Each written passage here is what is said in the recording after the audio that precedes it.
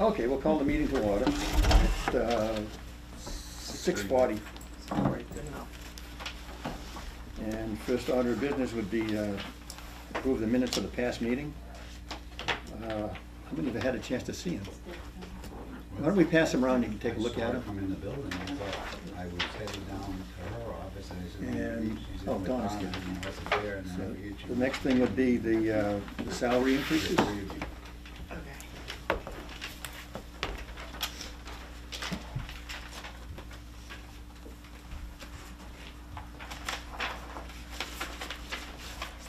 Which one? Pass it around.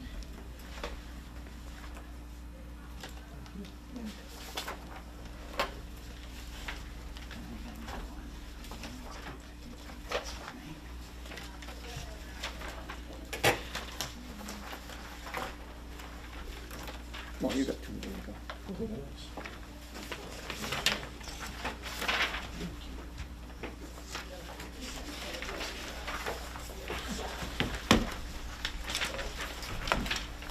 So I just wanted to go over, there were some questions about whether I made changes from the town meetings. And I tried to highlight each time I made a change. So the first one was May 7th. I had made a change of $17, and that was between library support staff and library expenses. Then you started meeting, that was, I gave you that on the 13th, which is when you started meeting with your departments. Then on April 24th was when I did the next one. So at April 24th, the changes I listed here, all of the ones in that top section was from the clerical professional union contract that got signed. That contract had ended June 30th of 2018.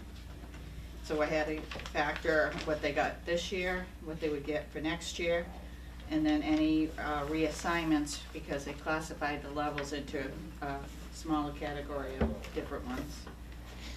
Then there were changes made for Bay Path Transportation that went down, a little bit for Dudley Charlton that went up, and out of district that I didn't know about, a student at the time they did the original budget. And then the changes that you asked for our finance committee to make the change from your reserve fund to Old Home Day. And then on May 1st, I made a change to add the 2.5% for the two people that had been reclassified at the October town meeting. I had missed putting in their 2.5% for July 1st. And I believe that you had finished a meeting with everyone on the 24th. The 24th, I believe, is when Bay Path came in, and you had the HR director. So that was just the updated changes. And then I tried to figure out, because the example you gave me was Council on Aging. And then I thought back and I said, those were in the original budget that I gave you, recommended. Those were, a lot of those were from the MEPA, the Massachusetts Equal Pay Act. And I asked the HR director to give me a summary because she couldn't make it tonight. So she gave me a 2-page summary of the departments and why the changes were, and a 1-page summary of the law.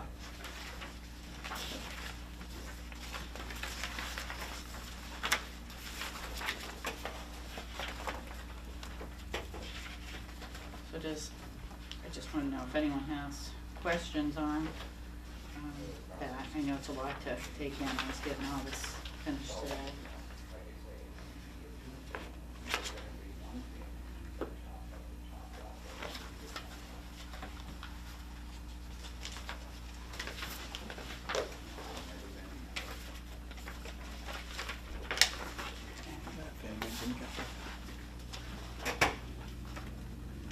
I think the basic concept on the MEPA is that you can't pay differential for people on the same level that have the same similar duties. If they're male and female, you can't discriminate. Am I right on that? That's the. You are, pay equity act. and we did do a review. So if I may, Mr. Chair. Go ahead. First of all, thank you, Donna. Chris, I'm sure you had plenty of extra time to do this extra work. For those, is that on? So for those listening, I was the one that asked the question, and I really appreciate you digging into this. So, in terms of pay equity, does it mean that there's a certain pay factor that can be a difference between people? Or is it that if you're a department head, you're gonna get paid the same as every department head? I think it has to do with your duties when you're classified. It has to do with classification, it has to do with experience, and you still can take in consideration of the years in the job, your education level, but they have to be close, and there's gotta be a reasonable explanation of why people are paid differently. And if they're in the same classification with similar job description, and duties, then they can't vary widely, and we found some that were very widely. So I wanna even give you an example of similar, because it's, you really have to like read into some of the law in the background that had come out. So one of the examples that I remember in the class that I was in, it said, if you were a custodian at the school and you were a cafeteria worker at the school, you cannot have a distinction because they are similar. And I thought, wow, those are two different. I wouldn't have thought that. I would thought all custodians one way, all food workers the other way. And they're not. They're considered to be similar, so you can't have a disparity. And one of the other things that I had learned is you can't go down in salary. You have to bring everybody up. So there's no punishment to somebody that was too high. Everyone else has to come up to it. That was one of the other things I had read about, like, wow. Wow. So if at that's a some point great description. long ago, somebody was too high by mistake or You could change their level if you thought it was an anomaly, that they were graded to the wrong level, but on the same level that departments are graded, if somebody's up too high on that, you can't bring them down, you have to bring the others to it for the equity. So we're gonna have to be very careful in how we grade people in the future. A lot more careful probably than you've ever had to be. Was it a review of all those grading? Because I'm looking, for instance, at conservation. It says the administrators brought up to same pay as department head into N9 grade. So at some point, the And sixth grade. administrators was not in the right grade? And in an overview, someone said, hey, wait a minute. So in the N6th grade, there are several department heads in that grade. Yeah.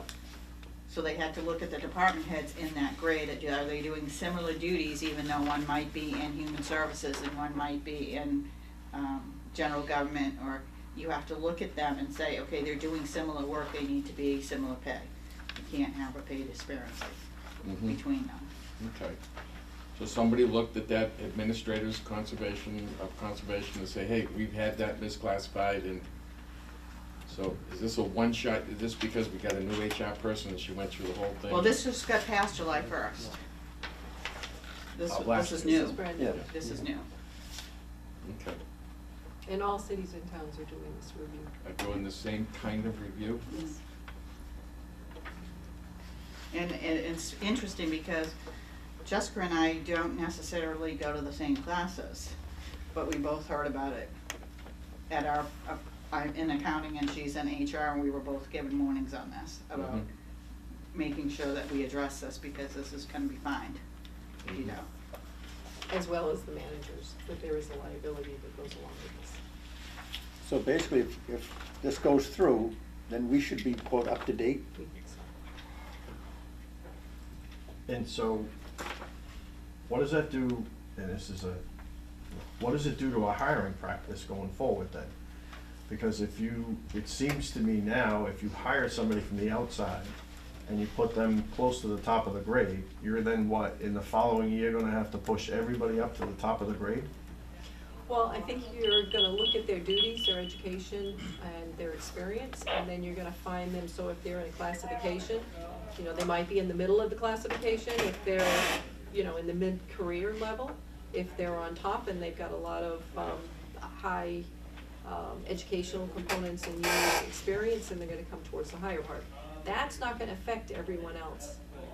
But what did affect us for being low, which is the problem we're trying to address, is that oftentimes when employees come in, and especially we found females would come in, over time, they're only getting 2%, 2%, 2%. And the pay wage level of average of everyone is going up, up, up. So every time we hire, you'll notice we're hiring somebody for a little bit more because that's where the pay has gone. But those people who have been committed to the town and stayed for 20 years or more, they've been left behind. So those are the people that are really showing up on our radar. So for the new people, they're being hired at the correct levels. It's the people that have been here a long time that's what you're seeing. Or there's just a systemic problem with, generally it's the female gender trades that have been undervalued in comparison to the male trades. So highway workers may be more paid better than a female trade of a kitchen food staff. So you kind of weigh, and I'm not saying those are the same duties, but what I'm saying is those are how those gender biases will kind of sneak in. And it comes back from way back in the 50s when, men were paid more because they were the breadwinners, and, usually women were coming into the workforce and women's jobs as extra money. So I think we're just trying to shake out some of the old tradition stuff. So I think that's some of the history of it. So not everyone on this list was me, but I know right on the first page under Human Resources, that administrative assistant who is not part of the union, we increased the hours for the amount of work that's in there from 22 to 30. I did put that, had her put in it. I gave her a list of people that I thought were jumping up for percentages if I compared 19 to 20.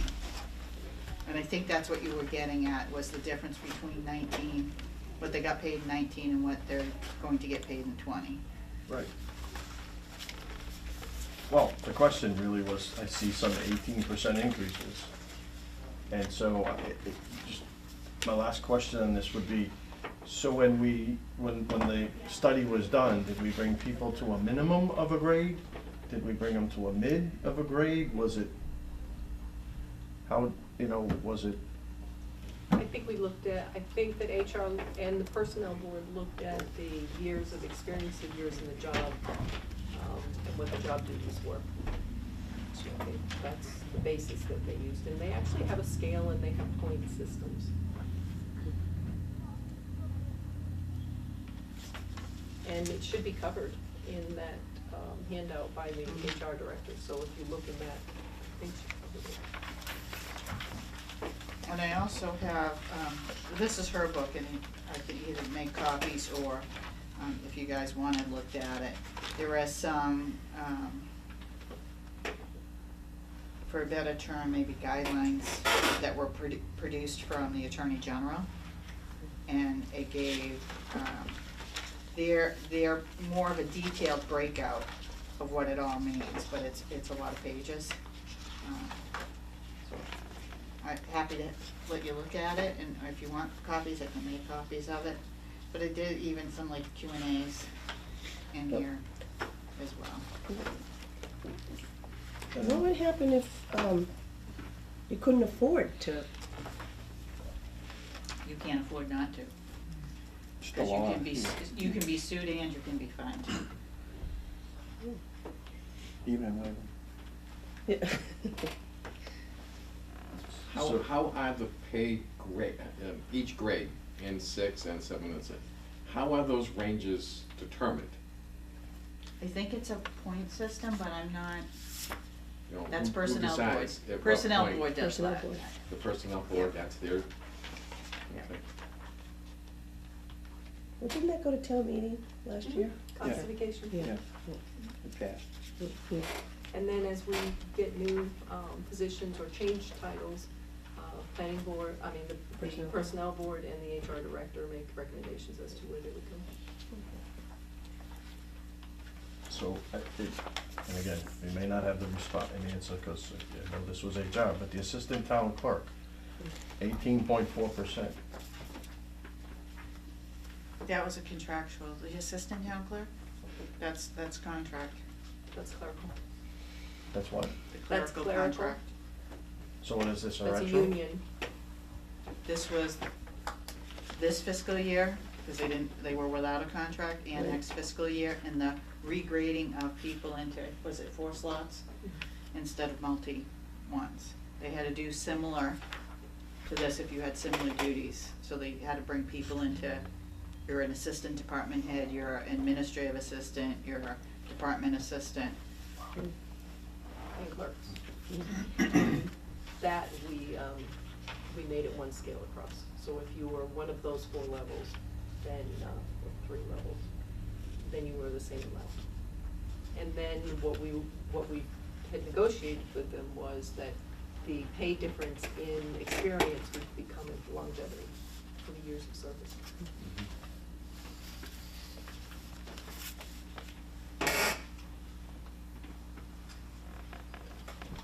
May I ask a question? May I ask a Yeah, go question? ahead. Donna, my only question has to do with the human resource hours, the increase there.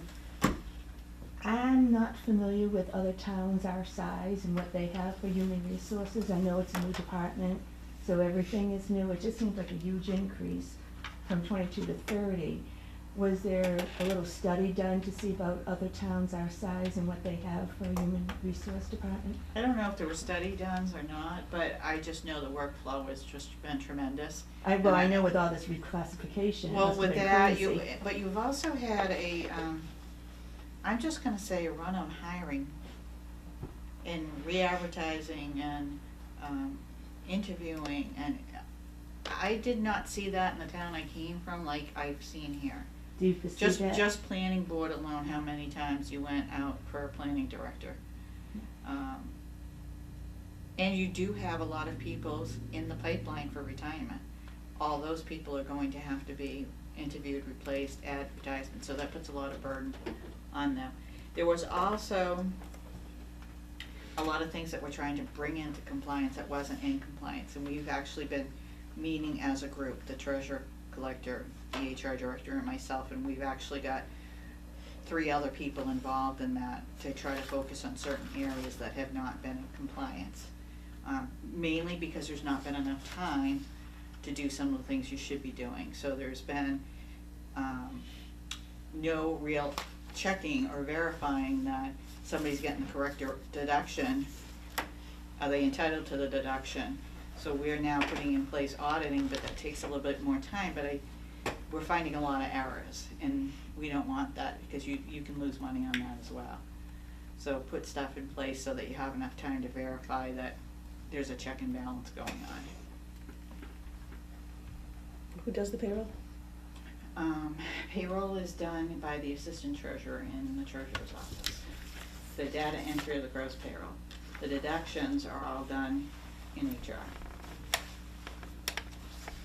When they do the quarterly filings? Or the 941 and all that? HR does, Yeah. yeah. Yeah. We've been kind of muddling through who does what. Mm-hmm. And as we've had shortages, I've worn more than one hat Okay. and tried to I'm do it sure. all. And it's rough, because I didn't come in with a Harper's background, Yeah. but fortunately Joanne did, so we had to bounce it back and forth for a short time till we could get somebody in and get them trained. Yeah. 2 more, if I may, Mr. Go right Chair? ahead. Building commissioners slash ZEO salary Yep. went up. So- Sorry, it's increased from 19, on 226 it increased, and then it increased again on 5/1. So 5/1, I put the 2.5% 2.5. in that they're gonna get on July 1st. There were 2, building commissioner and the director of assessing had been reclassified at town meeting in the fall. And I just overwrote the amount that they got when they went up a level, instead of doing times 2.5%. And then I was double checking, I'm like, I missed 2. Okay, so then the process for anyone that was reclassified was they get the reclassification bump and then adjust it up 2.5% from there? They're, Following. yeah, the At following, the following July first, so they got it effective the day of the town meeting, fall town meeting. fall town meeting. And then they get their bump on July first. So they went from, So Chris didn't And get very 7 much to in the bump N8. then. He didn't get very much in the bump. it What just, it looks the, like. well, between N7 and eight, it depends on who else is on N8, you gotta do the, Okay, making sure it's not disparity. thank you. I lied, I said I had two. I did only have two. And then there was another position in the library that also moved that I didn't see in here. So it was the library director and, oh, hang on, sorry.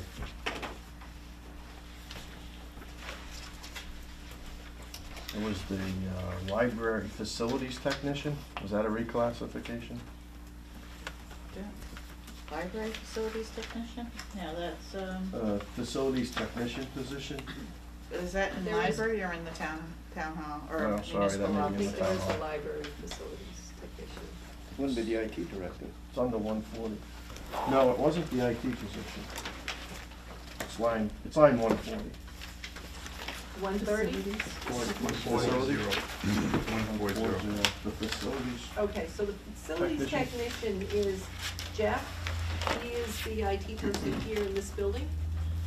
We had budgeted, originally 60,000 because we had him, we had that amount budgeted. We hired him and then we kept a portion of that in so that we could, have some time and a half in case we had some breaks or things over. Is that Jeff or is that No. Tom? It's not Jeff. Wait a minute. Oh, municipal offices? Okay, nope, that's not. No, Jeff's actually, He- Jeff He's was on actually. 153, so reduction. this is, the custodian custodian for this building Okay. that we increased, yes, the classification went up. He We got increased- hired, he's a new hire. He is a new hire, he also changed the job description, so remember we were shifting some of the project manager off of the building commissioner? Right. Onto the facilities manager, which also explains why, the bump that the building commissioner got wasn't so great, because we were actually pulling jobs off of him too. Okay. So the, John is new, and we did have somebody in between, the young man that was here for a short time. Yes, short time. So you may have seen it budgeted for this year with the person before Tom that didn't have very much experience. Right, And it was Tom Laura. comes in with a lot of experience for, actually, the new person had, the other person didn't really have any. Right. And then there was another one that, we had made an offer at, I think it was 60, and we'd gone up even higher because of the skill set, but it didn't end up working out before this person was hired. So are we all set with pay increases? At least, I have- oh, go I ahead, have pick no up a more question. questions, but I have a procedural request. So I did go back and watch the 313 meeting at which, and I wasn't there, so unfortunately, some of these questions could have been answered there had I been there.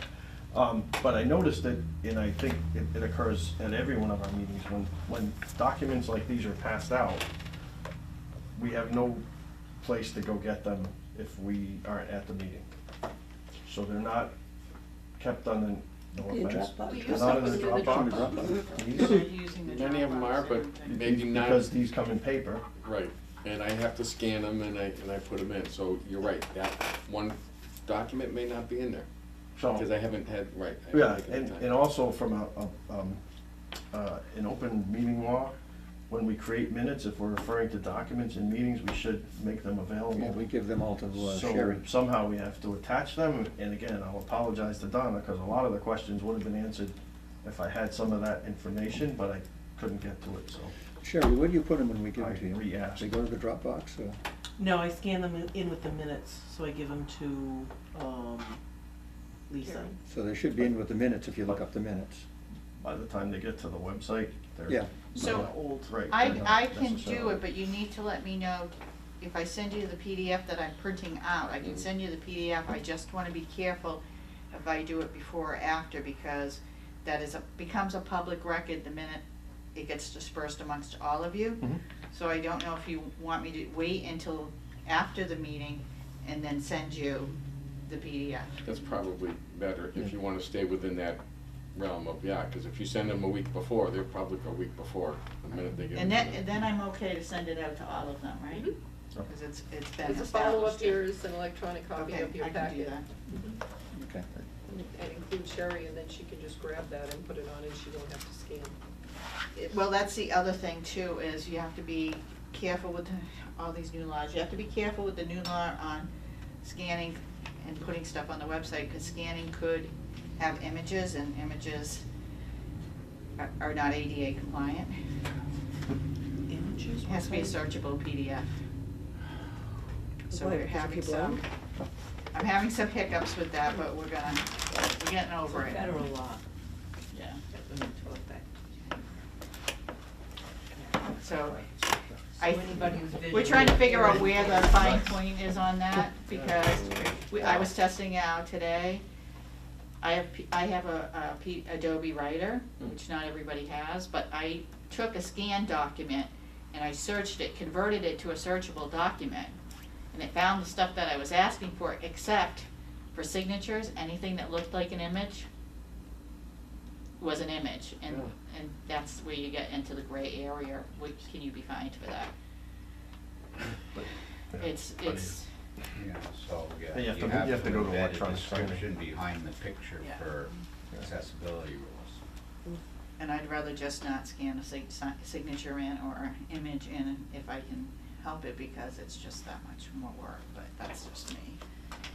But these should be fine if I save it as a document, as an Adobe document, a PDF, it's already searchable without any conversion.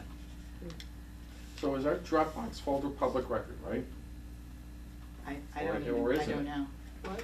The Our Dropbox folder that we store all of our stuff in, that we generate, is that public record?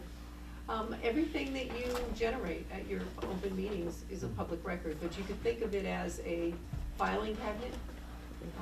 And if you had a public records request, you would go into your filing cabinet and get it. We can take a look at trying to see if we can do a platform where we can transfer everything you've got in there if you wanna make it all public. But it sounds like you're already doing that by Sherry scanning them and attaching everything to the minute, so it looks like it pretty much everything's out there. No, it's just interesting because what we keep in the Dropbox, Sherry sends out the PDF minutes. I move that into a meeting, but it has no signatures on it, because that's not available until after the meeting. Correct. Right. Okay? Correct. And so which one is public record? The one with the signatures on it, or the one that we just put in our They're Dropbox? both, they're probably both public Yes, record. so- Okay. They could ask for the draft and they could ask for the executed Mhm. contract. Because I'm assuming the signature ones are the ones that you're forwarding and are getting put on the website. Correct. Okay. Correct. So anything that you guys have at a public meeting or share amongst all of you could be a public record. Now, there are files that I have that are not public record, they're my working documents, and I do not have to make them to the public. It's different if I bring you that or send you that, that can become a public record, Mhm. depending on how you handle it. Mhm. Okay. And that's why I'm saying, if I do it after, you've already brought it forward as a public record. Mhm. If I send it to you a week before, it's a public record before you even Right. Right. addressed it. So when you send forward, for instance, the ambulance receipts report, Mhm. right? Yeah. That goes to all of us, right? Right. That now becomes, is that supposed to be, if we talk about it at the meeting, that's supposed to be attached to the meetings, to the minutes? I would, Mhm. I would. Okay. And Sherry gets a copy of that when I send it out. I try to remember to have enough copies Yep. to include Sherry in it. So even if I come in as a citizen to the meeting and say, here, I want you to look at this document, that becomes part of the public record. Mhm. Okay. So let's have that piece of paper, Kurt. This is just an example. I'm giving it to you. Any other questions on the salary at this point? Hearing none, has everybody had a chance to read the minutes? Let's check them out. And sign them. Well, we haven't voted on them yet. Oh, sorry. We will. Wow. So Do I hear a motion to accept the minutes of the past meeting? So moved. Second. All in favor of accepting the minutes? Aye. And I don't know where the original wound up. No. No, this is, This is, They got close to me. I may have this is told them. mine. I don't know if I need any Should be changes. in here. Oh, Yep. There we go. Trying to get away with Mine. something. That's what I need, more pieces of paper. All right, the next thing I have on here is an IT update, which I'm not quite sure what that was about. So there was a question last week about, if we hired a technician or Oh, a yeah, IT right, I internal gotcha. person, could we get rid of the external person?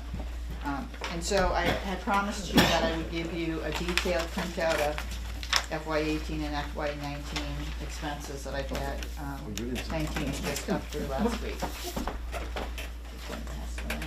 The items highlighted in yellow are the areas in which an external IT person was paid for maintenance. Everybody get a chance to sign it? And that would be Micronet bills by the hour, so it's either $150 or $80 per hour, depending on who we have. They bill quarterly, so I only had, at this time, I only have my bill through December. I'm just getting the bill from March, the process. And Jeff only started in December, in mid-December. It should show on there when his first payroll was. And what I did is I asked Deb and Kurt to come in, because they're on the technology committee. So I thought that they could explain more what the thought process was with what Jeff would be doing and what Ken does.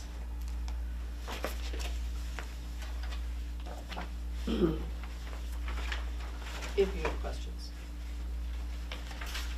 So yeah, of course, I'm the troublemaker. I'm the one that asked the question, and the question really was, when we talked about the IT position, we said, hey, in the out years, we would probably reduce the spend for Micronet. And so, in looking at the budget, I didn't see any reductions, and I said, well, is there, a reason? And let me call, welcome back, by the way. Thank you. So I did go back and watch the 313 meeting, in which I believe it was stated that there was an increase requested for hardware because we were gonna refresh some of the technology, and therefore, that's why, and I think, Donna, you said you pay some of it out of the hardware Yeah. line item. Right, so it was hard to get, I had to go back and I have to thank Kurt, because he's the one that has been processing the bills, and he's very good about getting it into the right account. I had run a Micronet vendor file to see how much we paid him, and I was like, wow, we paid him a lot. But then when you go back and extract out how much was actually for service, how much was for reimbursing for the equipment he bought, or for reimbursing the license renewals, then you can see that it's just under 40,000 a year for service. And I don't think you can completely go without that, because that's a really high end. That's just maintaining the network. And correct me if I'm wrong. The person that we hired is a technician, not a director. And so they don't probably have the skill set yet to do the level of work that Micronet is doing. They are learning on the job. But it certainly takes a burden off Kurt. And I know I was frustrated when I first got here at how much stuff I had to do that was just setting my computer up with the correct icons. And then I had to work with the software vendor, like, why isn't this already set up for me?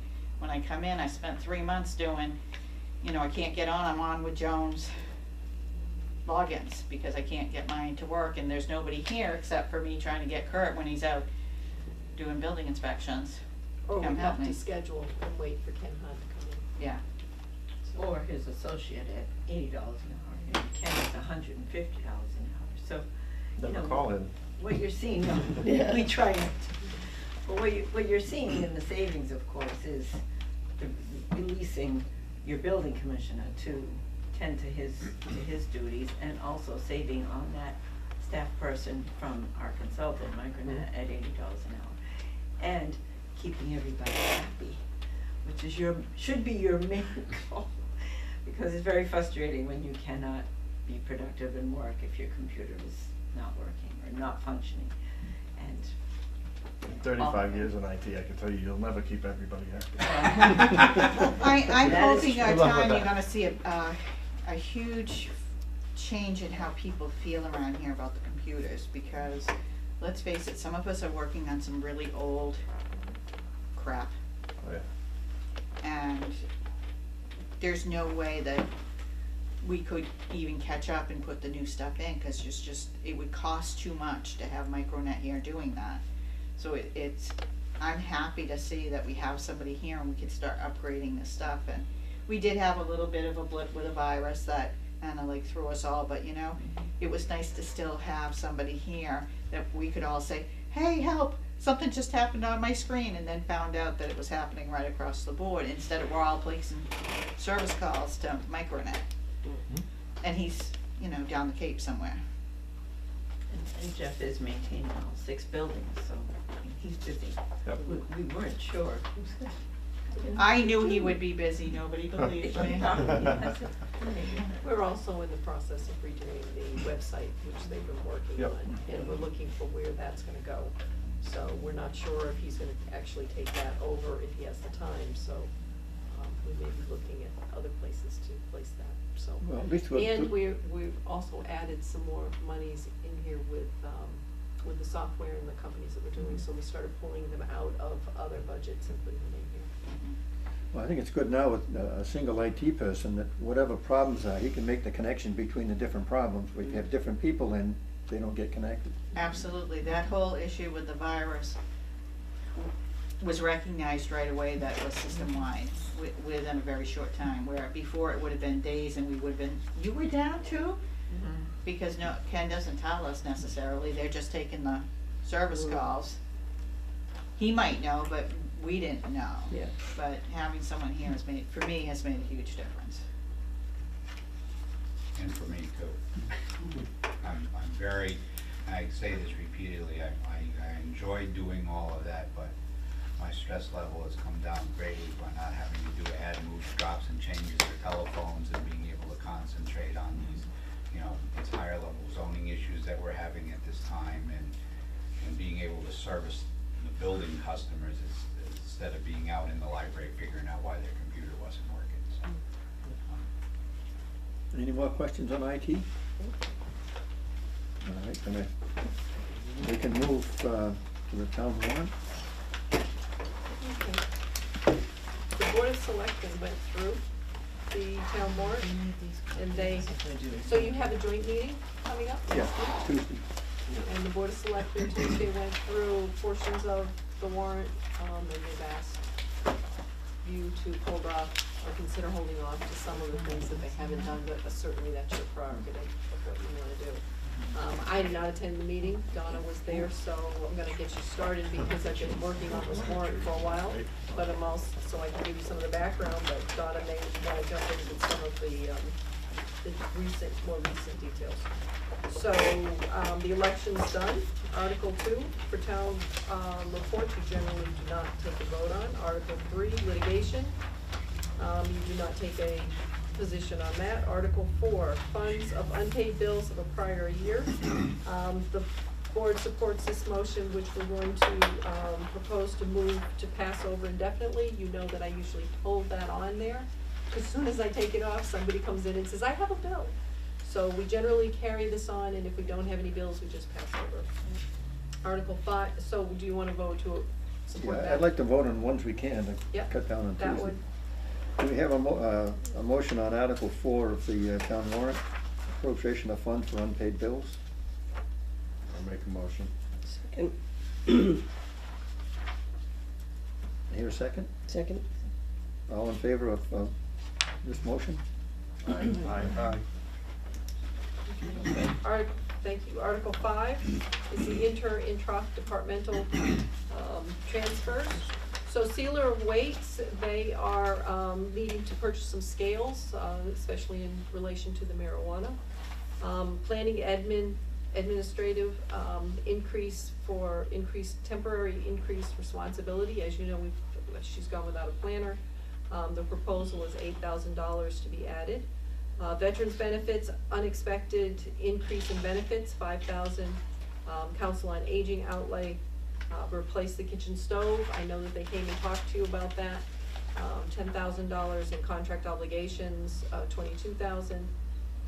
We're proposing to use the agricultural tuition monies. We did not have one of the students that we had planned for. We do have that person this year, but we're gonna be able to use the monies from that was unspent. The Board of Selectmen did not move on this, did not take any action on this. Was there any particular questions that the board had that I'm unaware of? or- Nope, the only thing I understood is that they were asking, to hold, ask the finance committee to hold any money articles that they didn't vote on until they had a joint meeting. And so, We'll pass this one over for the yeah, time so being. and I do wanna say this, and I think I said it to you guys too. This is gonna cut it extremely close to get these booklets ready for town meeting. I would just like in the future, if you're going to do the joint meetings, that you're all ready to vote for May 1st. And that made me, I mean, this was an exceptional year for me because we had to work on finishing the articles, finishing the motions. Usually Robin's here, and so we had to kind of punt with that. So we were kind of trying to fall behind, but then these meetings like kind of, and I know they're new for this year, but I know that your goal was to be able to vote by May 1st, and that's good timing. May 14th is not gonna be so good. You know, this is the first year we've put anything off to a joint meeting. Usually we've done it by ourselves, so we'll see how it goes Tuesday. So Article 6 was the budget, and I don't know if you wanna go through the budget because they asked to hold that as well. So we can do a full budget presentation. We'll hold that till Tuesday then. Okay. They did do the water and sewer departments. And Peter is here to answer any questions you may have on water, sewer.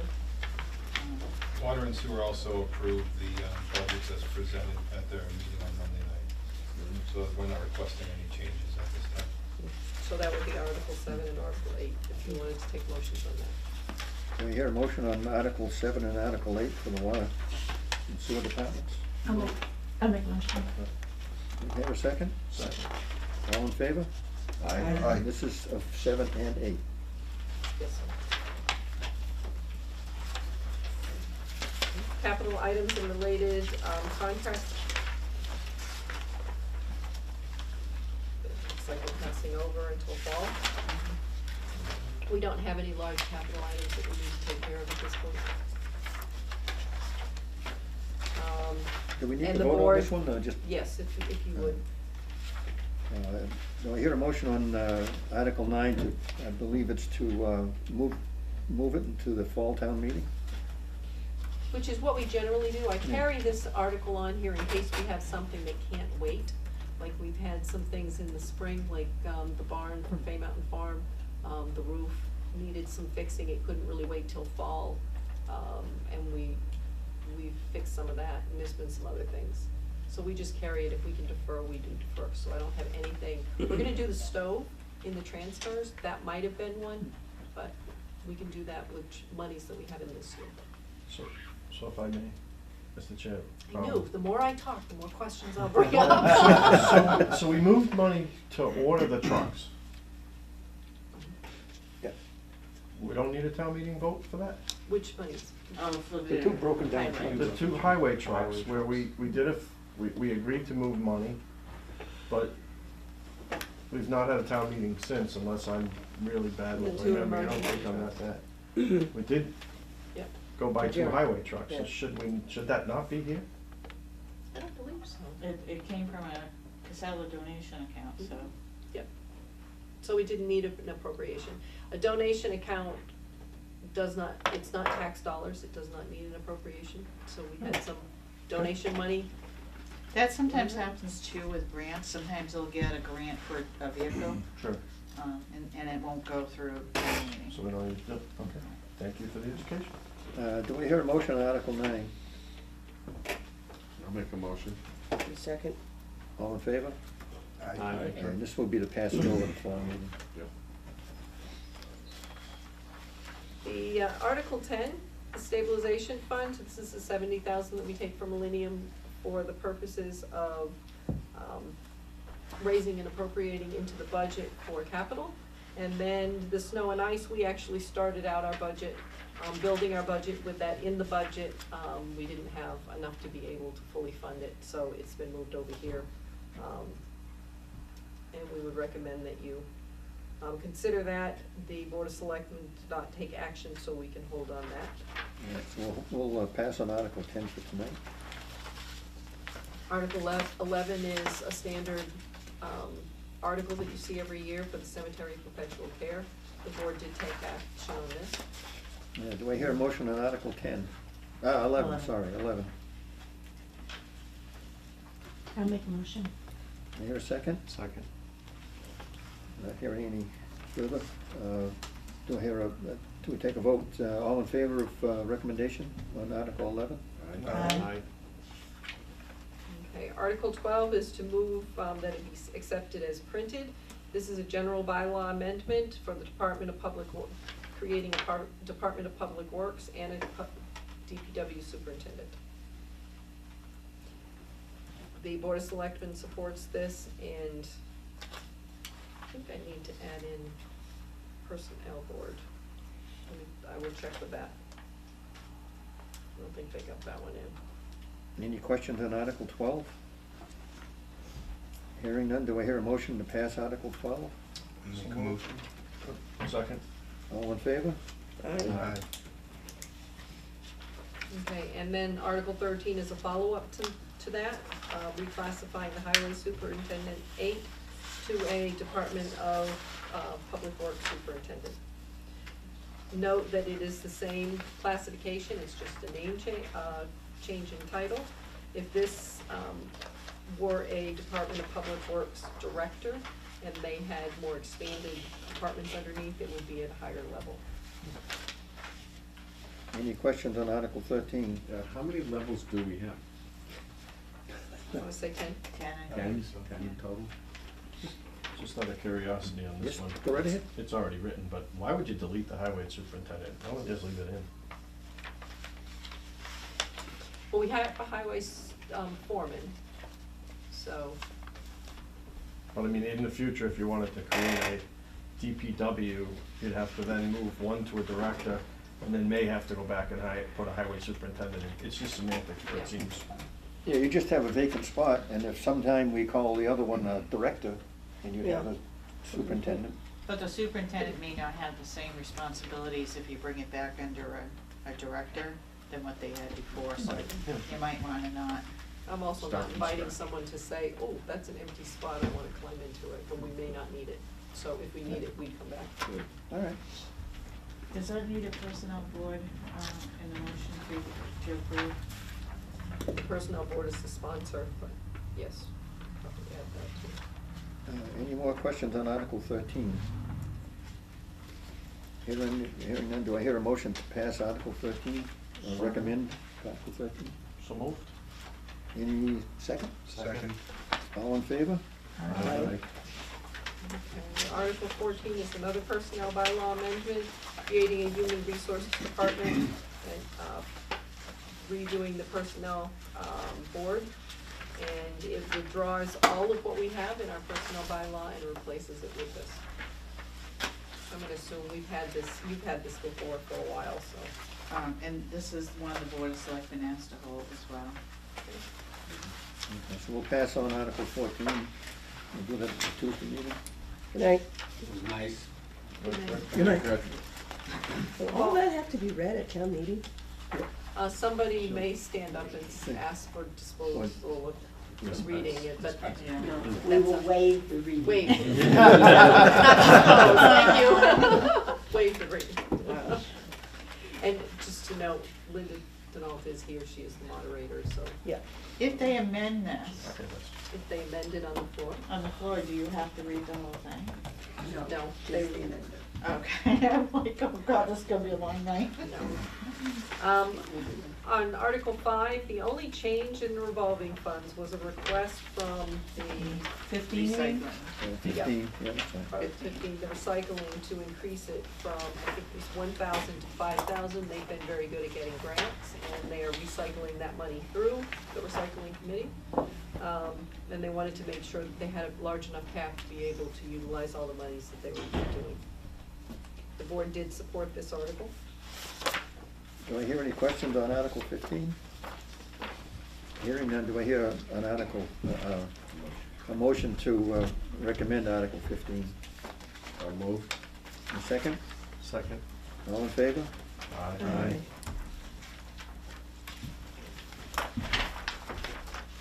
And Article 16 is the public safety building. And I believe that was gonna be, yeah, it's gonna be held, They asked so. for that one to be on hold, but I believe Peter is here to speak on that one. So let me start out, please.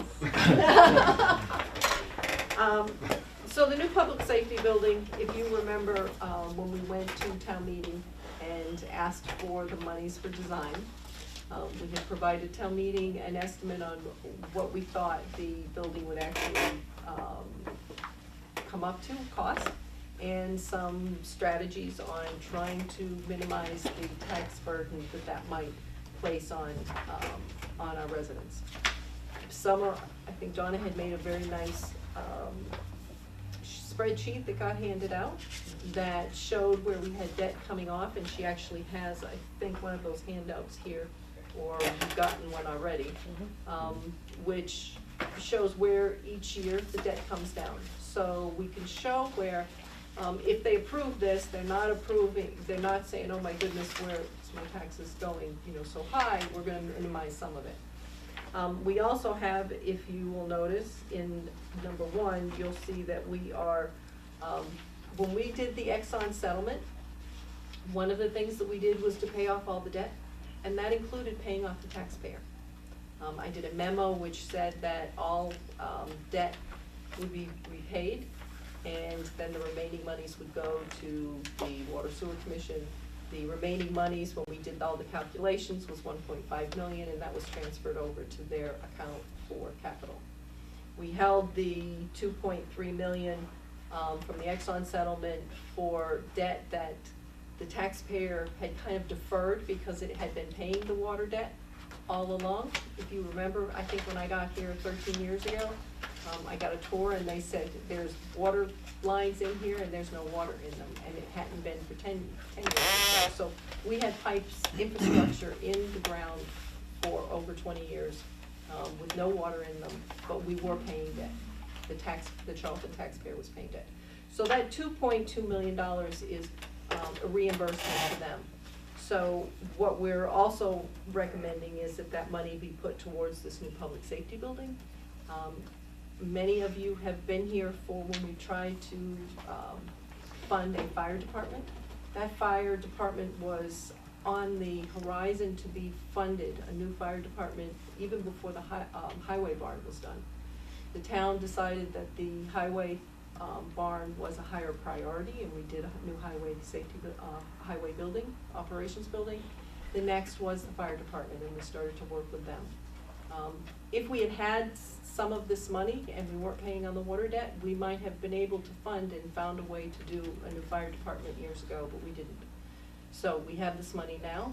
We're looking to move forward for the fire department, the board of selectmen, and the finance committee. We've all had conversations about, and town meeting, about whether to combine and save money in a public safety building. And again, we are kind of bursting at the seams in town hall, so we need additional room. So that makes sense to be able to update the police station, build a combined public safety building. As a matter of fact, I think the committee is doing a presentation tonight at the school. So that's where I want to kind of start. And My understanding is that the last meeting that you had, you voted to approve it without, or recommend without, making it contingent upon a debt exclusion. I did have a conversation with the finance director and the chairman of the finance committee. I wanted to be just kind of clear. I understand that, this helps with, by not making it contingent to a debt exclusion, you're giving yourself some flexibility, you're giving yourself some room to be able to go for a debt exclusion later, or if we find that, we have new monies coming in, you have the choice to have it within the levy limit. My concern, and I would recommend that you have somewhere in your minutes, because I think this is what you had talked about and meant, that it is not your intention necessarily to do this without a debt exclusion and try and fit this payment within the levy limit. That would not be financially prudent. And what did you say? Do you estimate the annual payment would be? Now, you did 2 calculations, correct? So there is, I'm gonna do more calculations, but right now I did, at the worst case scenario, at 28.5 would be about a $1.5 million a year payment over 30 years. And it's easiest to explain if you're doing a level debt service, the same amount you're paying every year than the declining, although there is a big savings in interest if you do it the other way. But that, it's hard to explain that you're gonna start at one rate and end up at another rate to the taxpayer. But at 1.5, you would, if you decide to do that within the levy limit, that's a lot of money. You can't do that unless you had new revenue. There's not even enough coming off that could sustain that, and then you wouldn't be able to do anything. But at 1.5, you're looking at like 96 cents on the tax rate. But you do have some debt exclusions that will be coming off. And I'm not counting the school debt, because that seems to be a hot button item. FY20 is the last payment on the fire truck, and you probably won't have borrowed yet to make a payment for this. That's 6 cents. FY21 is the library's last payment with the 15 cents. Now, by FY22, you're probably gonna have your first payment if this all goes through. So you would have 96 cents less 21 cents, kinda netting it out. And then in FY25, you have your last payment on the highway facility, which is another 14 cents. So there is things coming off. The school, just in case anyone's interested, I don't know why there's such a concern on the school, because I didn't include it in my numbers, and it is, their last payment is FY19, the year we're in. It's for a $451,000 payment, which amounts to about 28 cents on the tax rate. That comes off right on FY20. And that was a debt exclusion, so the money went away, the cost went away, so it's not. That was not an No money's override, so I think there's some confusion on the school side, that they think that just the expense went away and I still had this money. I don't. I cannot charge for a debt that doesn't exist. It's only for the life of the debt. And I think they think that that money belongs to them. Or the capacity of the 28 cents belongs to them. There's something going on. I have no idea. But I'm actually doing another calculation, because I wanna see what doing 26.3 with taking Exxon money, and what the difference between doing the whole thing, the whole piece excluded, or reducing the Exxon money and having a lower bond. I'll let you know. I'll let you know by the 14th what the calculation is. I was just working on that. But it's a difference of, it's like 1.4 million a year that you're paying in payments instead of 1.52. I don't think my phone's big enough to make the division. Mr. Chair, Go right ahead. I don't think we voted on the language, it was just a conversation. Yeah. Right. Second of all, I didn't participate in the conversation because I felt the other way, which is, I don't know why we would have an article where we state we intend to do it through a debt exclusion, but then we don't make it contingent on a debt exclusion. There's a couple of reasons you might do that. One of them, Donna was pointing out earlier, which is you have a certain time frame. If you make it contingent upon a debt exclusion, you have a certain time frame where you have to get that vote. This way, you have a little bit more room, and I'm not sure, how long is it? September 15th, you'd have to have a successful passage because it was at an annual town meeting. Any other town meeting will only be 90 days, and that's really a tough turnaround to get a ballot question on and be successful at passing. So what happens is town meeting does not request debt exclusions at all. They can say it all they want. Selectmen call for debt exclusions. The contingent piece means it's a reverter clause on the bond. So if you do not pass, you make it contingent on a debt exclusion, you have till September 15th, if it's been done at an annual, to get a successful debt exclusion, or your bond authorization rescinds. Then you have to go back to town meeting. If you wanted to do it, you can. I suspect that's not really what you want to do, because you probably might take a few times to get a debt exclusion. The other piece of it, and I, don't really, expect, but you could have new revenues in, that would be enough to cover that to be within the levy limit, and then your hands would not be tied. So perhaps the 2 million might pay the first couple of years until that revenue starts to flow. It's just a So I thought think it's process. disingenuous then to say to the taxpayer, well, we intend to do this for a debt exclusion, but we're gonna go borrow anyway. I don't know that you're actually gonna tell the taxpayer you're intending to well, Yeah, I thought that was what you stated earlier. So it's though. not uncommon to have, So- bond authorizations on the books for a long period of time. I'll give you the example. When I worked in Oxford in 1977, they voted a bond authorization for $600,000 to purchase Aquarian. Well, it wasn't Aquarian then, the water company. Mhm. And then in probably 2000 somewhere, they voted another like 6.8 million bond authorization, and not a penny of it's been done. But the bond authorizations are deliberately not being removed off if they were ever able to go forward and have the funding mechanism to complete the act. They already have the town meeting authority, the bond authorization authority. There are reasons why you would do it. It doesn't mean that you have to do the project.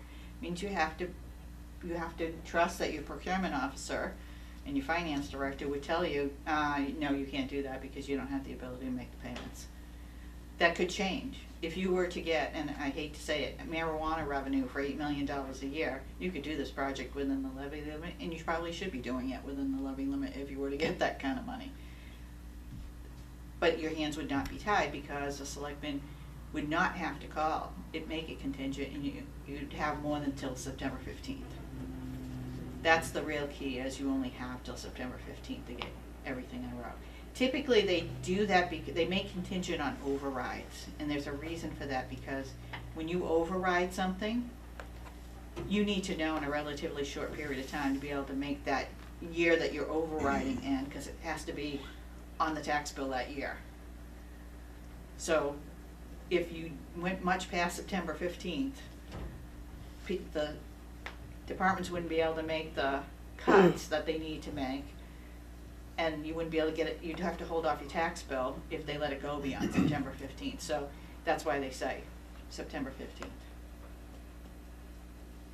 It's more for an override than a debt exclusion, but it doesn't, it's not town meeting that calls for those, it is the Board of Selectmen that calls for those. So we're gonna pass on this one anyway until, Mr. Boria might be here to comment. Mr. Chair? Oh, if no, I go right could- ahead. If I could take some of your time, unfortunately, I'm unavailable next Tuesday.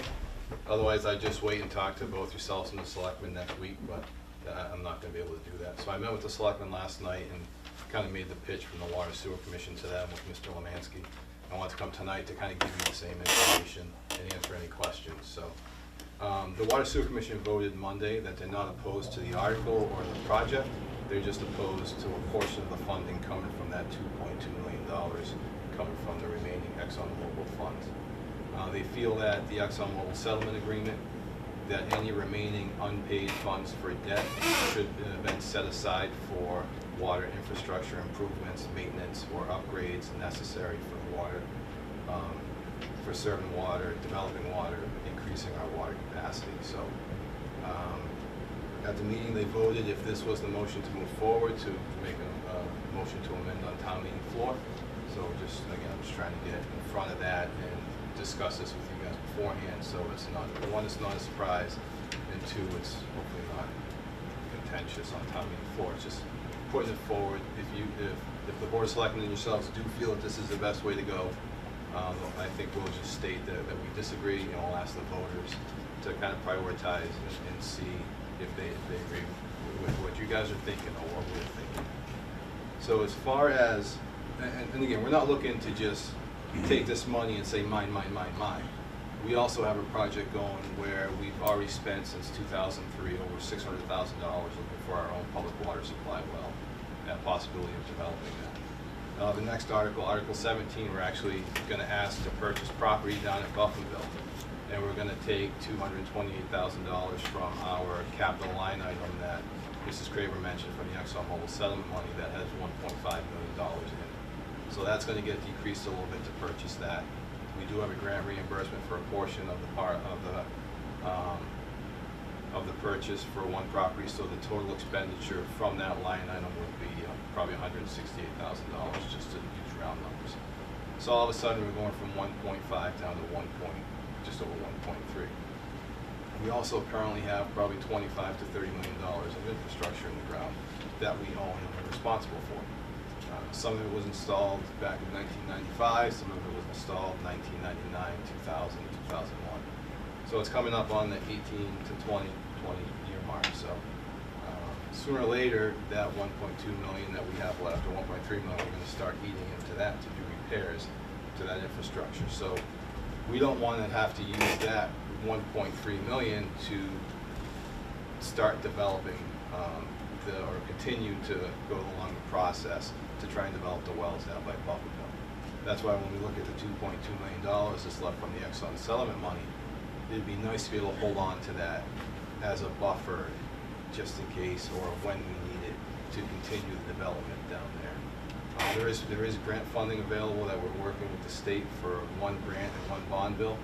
There's no guarantee that they will release the monies for us to take the next step to develop that property. The engineers came in on Monday night and gave us a presentation, pretty much saying they feel the property can safely yield about 225,000 gallons per day of water. Therefore, the Water Sewer Commission feels it's viable. It gets us to a good start to be able to supply water to pretty much all of our current infrastructure, and if we needed to, it could possibly handle both extensions that are going on right now, the Casella Loop and the school. But I think that might get us upwards of 95% of what that well will yield. So to be safe, we would, just in hypothetical speaking, we would develop that well, use that to provide water service to, say, 55–60% of the town, and also keep Southbridge as it's designed to keep water supply to, say, the remaining 40%, so we have a buffer built in, and we still have enough room to continue to grow. So if something does happen on Route 20, we can allow it to happen. If it's on the Southbridge infrastructure, fine, there's plenty of water. If it's on our new public water supply well infrastructure, then we'll still have enough room there as well. But the cost to develop, and again, because it's very preliminary right now, is anywhere from $8 million to $15 million to develop it and get piping up to our new infrastructure that's going in as part of the school. So again, that's kind of the main reason we're asking to remove this $2.2 million and keep it set aside for future water use, and just ask to do a straight debt exclusion for the entire project cost of, say, $20,500,000. Just as a question, have you looked at raising your rates to cover some of your costs? Right now, we don't collect rates. We own the system, and the system is operated by Southbridge. I understand that, but we get money from. We get Southbridge we get money from Southbridge based on the IMA agreement, and it's approximately $30,000 to $38,000 per year. And they do the maintenance on it right now. You only They have to do- do major They maintenance. do minimal maintenance, yes. They flush the hydrants, they have a certain amount of I believe the amount of dollars they spend on maintenance is a calculation of Charlton customers, the amount of water we purchase divided into their total purchase, kind of like indirect costs, and it comes up with a percentage. And they do that times their operating budget, and that's the amount of money they have to spend by the IMA agreement. And it's approximately $15,000 a year they have to spend on maintenance. So, on a $25 million worth of assets, it's not extravagant. Luckily, we haven't had any major breaks in the last few years, so it hasn't been an issue. The last major instance we've had, it was a $50,000 repair for the water line that broke near Route 169. Now, just to, if you don't mind, to quickly address the Millennium, I guess, monies. When the Millennium Pilot Agreement was approved, it was approved that a portion of it annually would pay down sewer debt, a portion of it annually would pay down water debt, and the remaining portion, I believe, was 10% would go into the general fund.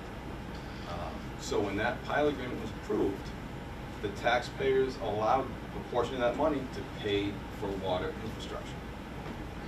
And now that, again, ExxonMobil, the settlement agreement, paid off all that debt, now you have approximately 6 or 7 years of Millennium payments coming in with no water debt to pay. So you're actually, if you have to recoup any money, you get to recoup that money in the last 2 years since the debt's been paid off, in the forward 5 years, where there's no water debt for you to pay from the Millennium funds.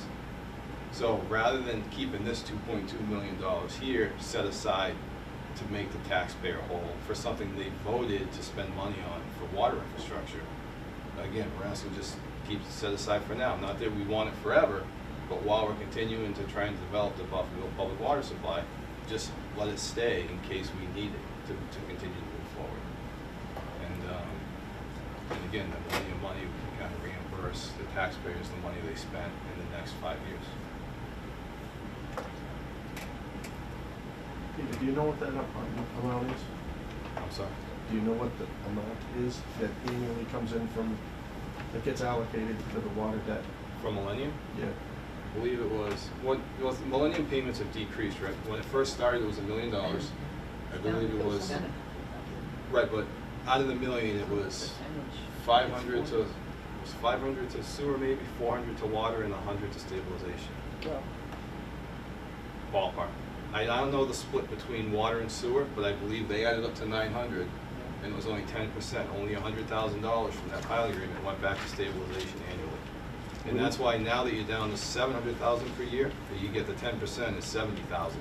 You'll see it in the budget in that transfer to stabilization this year. So roughly 280 per year, if it's 40%.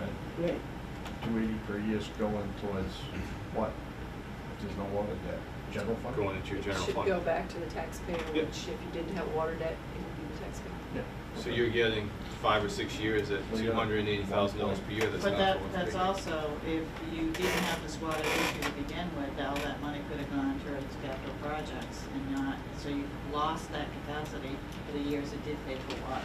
That's not Which accurate. is where we're saying that money comes back. When they approved I this, mean, that's not accurate. If you didn't have a water issue and we didn't have a contamination at all, we wouldn't have done this water project. that's not true. When back in 2000, when this water project was approved, it wasn't for contamination, it was for economic development. And it was along the Route 20 corridor, which is where most of that money was spent. The original $3 million that was approved was to put water in Route 20, not for contamination issues at all, because Mass DOT was redoing that entire portion of Route 20. And we knew, and because, again, everyone was hoping economic development would come, and we needed water, and water would help spur that economic development. If the state redid Route 20, there'd be a 5-year moratorium, we couldn't do anything. And also, there was quite a bit of cost savings because the road was torn up. We didn't have to handle any pavement. We were able to install that water line while it was under construction. So it was actually quite a cost savings. It wasn't sold to the taxpayer at that time to address contamination issues. But That's we the did line end that's up still having dry, isn't it? ExxonMobil Yes. give us the. That's still the A dry. portion of it is. Anyway. A portion of it is dry, a portion of it is active. Yeah, up to north side. North Side Road, correct. If Buffinville comes online because of the different type of treatment, we may be able to hopefully activate the remaining portion of the line. So let me rephrase that. The millennium money is taxation, considered taxation money, that's how it's worded. Yep. And if you did not do any water project, which would that money, you would have been able to use all that money towards this capital that got deferred, the fire station that never got built. You know, the delay of the highway barn. If part of that money wasn't being used, so again, the sewer project got approved because it was sending sewer to, the middle school wouldn't have been built without it. I'm So, not saying sewer, I'm just I talking understand, water.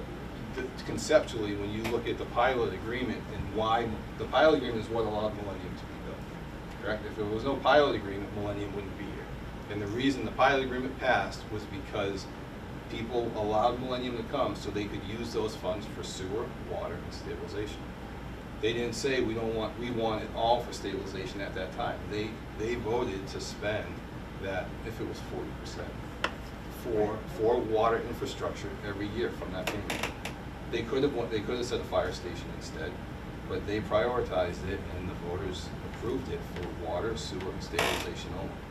They could have split the pies differently and added different stuff, but at that time, that wasn't the priority. So I don't think the taxpayers, I guess I don't feel like the taxpayers are being shorted, and I guess maybe that's why, maybe I'm trying to argue a little bit too much. We also have a barn bill that was $6 million, it's $5 million now, that we still have in the kitty, and we also have a waterworks for $2.7 million. And that we're hoping to work banking towards, putting towards this new system. So, again, Mr. Chair, Robin, this money was the difference between the veterans that got paid off and Remaining debt. So there was Remaining debt? a pot, and maybe I can explain it this way. We were tasked by the Board of Selectmen and Water Sewer. When we ran the numbers, the full debt of all of our infrastructure was about $6 million. So we went to them and said, $6 million is what we want to be able to repay the debt. We got $8 million, came back. A portion of that went back to pay people for veterans. 1.5 million was put in an account for water sewer for capital. The balance of it was paid off the actual loans that we still had outstanding. And we still have one loan that we weren't able to pay off early, so we took money out of that remaining pot and put that aside so that that's gonna pay that debt. And the remaining money is the money that was for debt that is to be repaid back to the taxpayer. Now, that was agreed upon by the Board of Selectmen and the Water Sewer, and that was the understanding of what that money was for, to pay the taxpayer back. We've been saying that a long time, and that was one of the major pushes in the negotiation, was to make Charlton whole, to pay the taxpayer back for the money that we put into the ground for infrastructure to fix their problem. And Peter is correct. Back then, you had talked about economic development. I can assure you that I never brought that up in negotiations. But a lot of that infrastructure that you had put in back then, Exxon needed to use it to get to the schools. So we said, you need to pay us for that. Yep. So that money that they're paying us for that is the money that's coming back. And that's the money that now the water sewer is saying. And I get it. I understand that what they're saying is, you know, we want to build a system and we'd like to put some money away in a kitty. I don't agree with the way they're saying that it should go back or it belongs to water sewer. I think it belongs to the taxpayer. So I think town meeting will figure out where they want to place that money. But that really was money that was to go back to the taxpayer for capital. And I know police and fire, I know at least fire has been looking at that as, it's my turn, to get an adequate building. And I don't have to tell you guys, you know, we have equipment that we back in and we can't even put it into our station. We've got a Quonset hut to put our ladder truck. We really need new systems. We need a fire department that has exhaust systems. We want to make sure we have safety for our firefighters. we have some of that in that old building, and they've kind of stuck it together and done a lot, and it's been amazing what the fire department has been able to do. But I think it's time now to modernize our public safety building. And we agree with that. We don't oppose that at all. That's not why we're asking for this. We just also have different wants and different needs. So, and it's just, and again, some members have different beliefs of what took place and why, and where that money belongs. So it's just, if it stays this way, then again, we'll just make the motion to amend and let the voters decide where they think it should be. And we'll just live by that. Again, I just thought it'd be better that we discuss it beforehand, so you know where we are. And I thought it was important that I spoke, because I think they're using one of my memos to say that all the money goes back to them, and I'm like, after the debt payment, and the debt payment included the taxpayer when I wrote that memo. Thank you for your time. Thank you. Thank you for hearing us. Do you wanna stay on the next Oh, one okay. for the water purchase, the main purchase? So on Article 16, we're gonna put that off until next Tuesday with the selectmen. Article 17, That's transfer of funds for purchase of Gale Road properties for water supply. I think, I really wanna, he's done a really good job in negotiating this property. It's a good, very good, fair price. And they've done the work, and that's where, I think that since I've been here, it's been a goal of this town to have its own water source. So actually, this is an exciting time. We're able to purchase the property and keep moving. So it's definitely a shared priority from, again, the Board of Selectmen, Water, Sewer, I think Planning Board.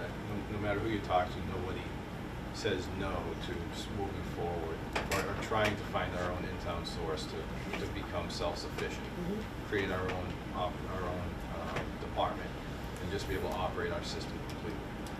So there's two parcels we're looking to purchase. One is landlocked. The entire piece is just over 35 acres. We're going to purchase approximately 20 acres of it. Our lease agreement has a price of $5,000 per acre, so the cost for the property is $100,000. It's going to cost us, we're going to have to survey it, break it into two parcels, purchase one, so we're carrying $20,000 to survey it, and some incidentals for a title search and that kind of stuff. That piece of property, we actually applied for a grant from the state, from the Drinking Water Supply Protection Grant, which is a 50% reimbursement, and we received that. So of the $128,000, we're going to get around 22 maybe. We're going to get approximately $62,000 back as a reimbursement from the state. So that parcel is landlocked. When we first started, in order to access that property, we had to get an access agreement from the Army Corps of Engineers to get the equipment out there, kind of create a cart path, get to the area we wanted to drill, and start that process. After we found that parcel, there was another parcel that abuts it that actually has frontage on Gale Road and gives us much more direct access to the area that we found where the wells go. That's the second parcel. It's approximately 8 acres. It's a reduced frontage lot, so it has a 100-foot access way that opens up to about 8 acres. They were asking $125,000 and negotiated that down to $108,000. There is no grant on that, and I don't think we'd want to use a grant, just in case something happens in the future. That remains a saleable item for the town. So I think where we are now with everything that's going on, I think this is a good investment. Again, luckily, when the Exxon settlement was done, we do have $1.5 million sitting in capital. We take $100,000 of that every year to fund capital improvements in our operating budget. In case something happens, we don't have to go and ask for more funding. That's there. We can do expenditures from there to handle any emergency situations that happen. So again, if you go take the balance of 1.4, take $168,000 to purchase both properties, we'll be floating around 1.2 million remaining in that. And So the 228, does that include the amount of money that you, when you go to purchase, you're gonna add the money you're getting as a grant as the total price, or will you? the grant's a reimbursement, so we need to You spend it, appropriate the and then entire when it comes amount. in, I'll just move the portion of the grant that you got, move this back to the account that you came from? That was my hope. Hopefully it's that easy. In So that you're case- making 60. No, I'm saying our true cost is 168, I'm not Yeah. carrying the 228. The Gale Road parcel will give you an access to bring your pipeline out at some Correct. future point. And it's also, so the area of the purchase that's landlocked is right next to Buffonville. It's near the Army Corps of Engineers property that is used for passive recreation, and it's actually it's deed restricted, undevelopable, because they have a flood easement on it. So if Buffonville, if they go to full flood, or full, if they close the dam, go to full flood at 529 feet, a portion of that property will be underwater. Luckily for us, there's a portion, there's a little peninsula that's all gravel, that's higher than 529 feet. So we can drill the wells there, satisfy DEP's concerns that happened from another well that we thought was gonna work.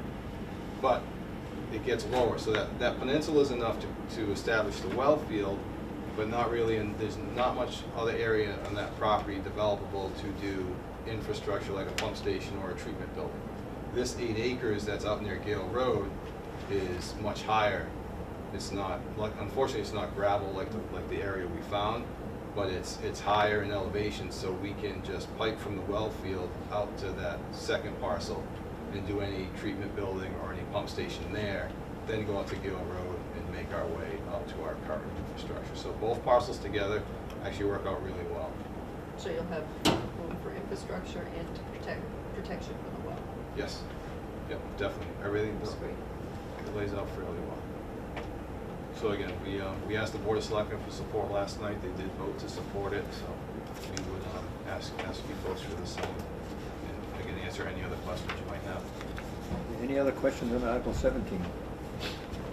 Hearing none, do I hear a motion to approve Article 17 or recommend Article 17? I'll make a motion. Second.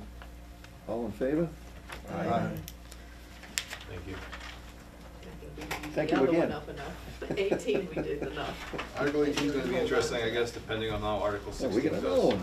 Good. We had one more, Let's hold, okay. so.